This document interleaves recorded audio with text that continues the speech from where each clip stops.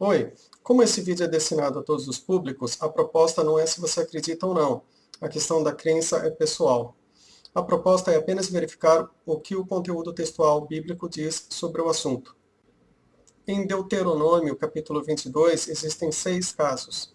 Eu vou comentar apenas os 5 primeiros casos. Quanto à questão da pena de morte no contexto daquela época antiga, eu vou comentar mais adiante. Esses 5 casos são casos em que a mulher teve sexo fora do casamento.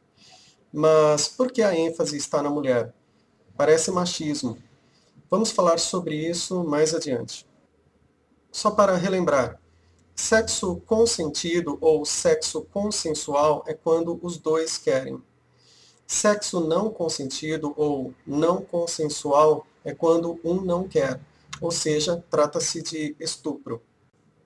Observe que as cláusulas sobre esses casos são simples, não trazem detalhes sobre como agir em variáveis possíveis.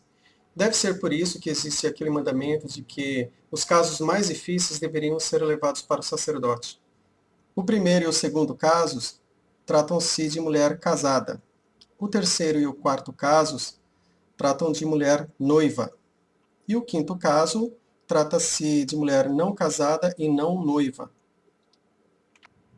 A questão do grito por socorro está registrada apenas no terceiro caso e no quarto caso. No quarto caso, nós temos 2 elementos.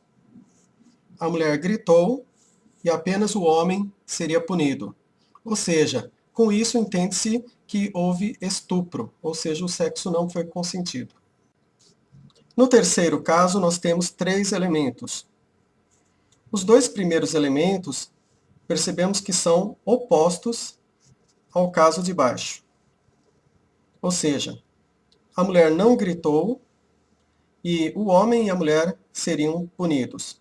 Devido a ser o oposto do caso de baixo, entende-se que se trata de sexo consentido, ou seja, não houve estupro.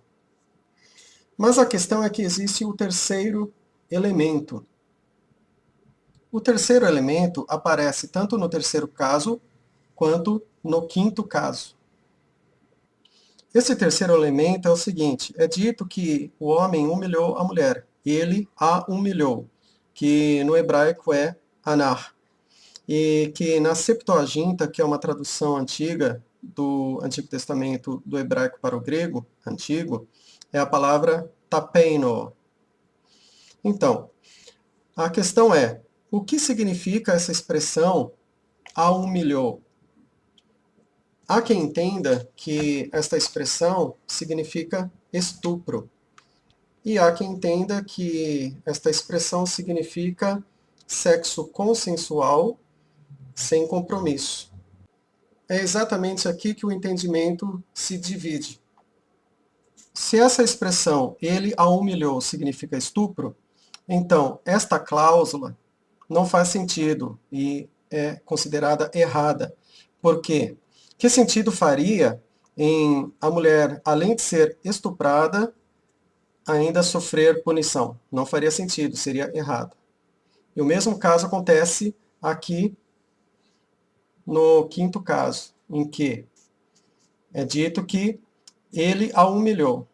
Se isso significa que ele a estuprou, então essa cláusula não faria sentido e seria errada, porque é dito que ele teria que casar com a mulher. Ou seja, que sentido haveria em o estuprador ter que casar com a vítima? Seria sem sentido e errado. Porém, se o sentido correto for que esta expressão, ele a humilhou, significa sexo consentido sem compromisso, então estas cláusulas fazem um sentido, pelo menos para o contexto do povo daquela época antiga. Vamos ver sobre isso um pouco mais adiante.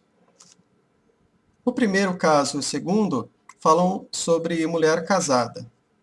Aqui nós temos a mulher que antes do primeiro casamento teve sexo com outro homem. Nesse caso, a mulher seria punida. E no segundo caso, a mulher casada tendo sexo com outro homem.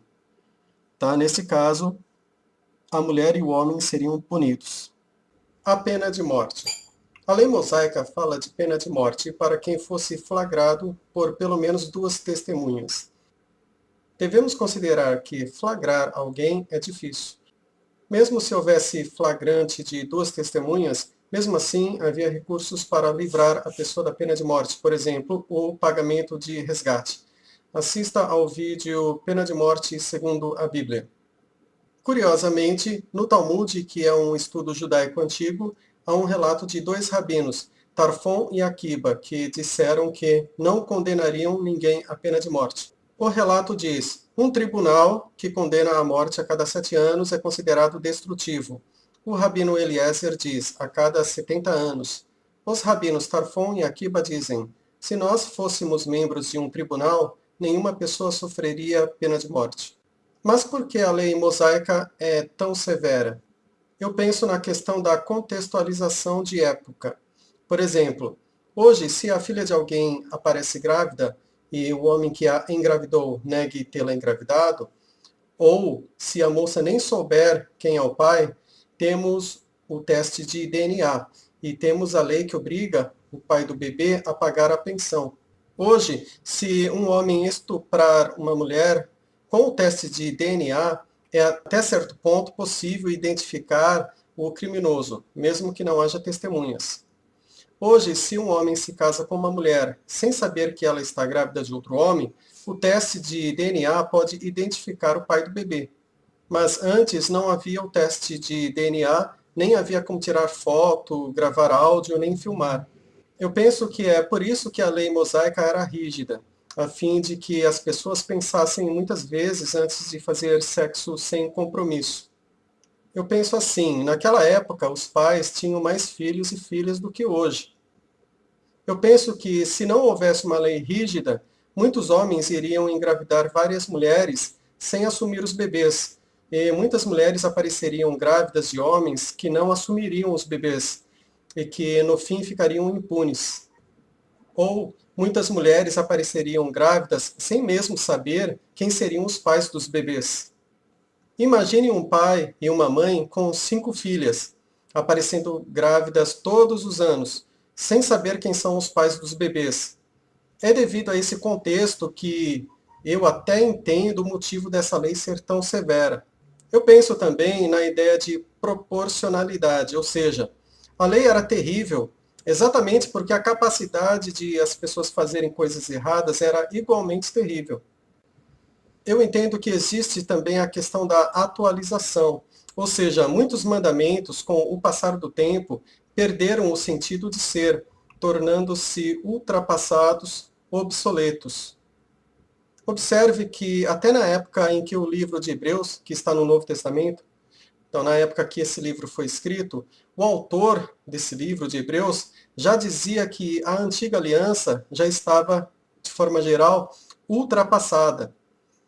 Eu digo de forma geral porque na antiga aliança havia mandamentos que continuaram na nova aliança. Por exemplo, o mandamento de amar ao próximo como a si mesmo. A questão do machismo. Curiosamente, na lei mosaica existem aspectos que parecem favorecer as mulheres. Por exemplo, ao homem era proibido cobiçar a mulher do próximo. Nada se fala sobre a mulher. O marido tinha o dever de conceder à esposa alimento, roupas e intimidade conjugal. Nada se fala sobre o dever das esposas. A lei mosaica não fala sobre homossexualidade feminina.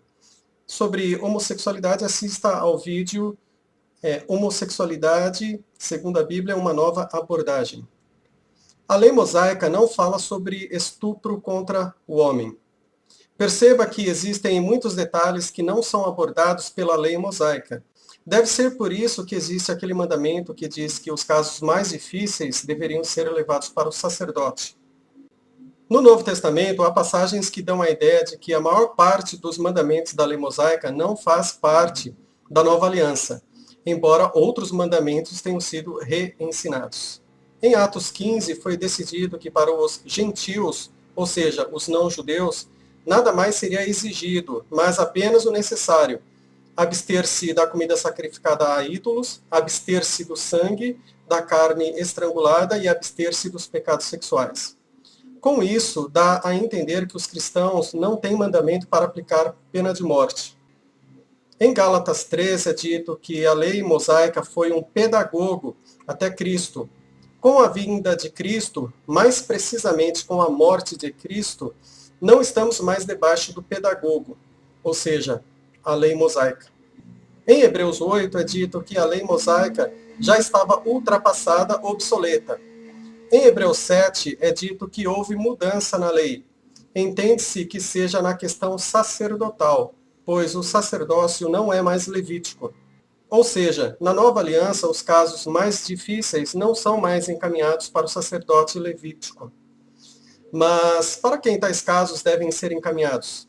Eu entendo que o Novo Testamento não explica isso. Essa questão fica em aberto. Muito obrigado.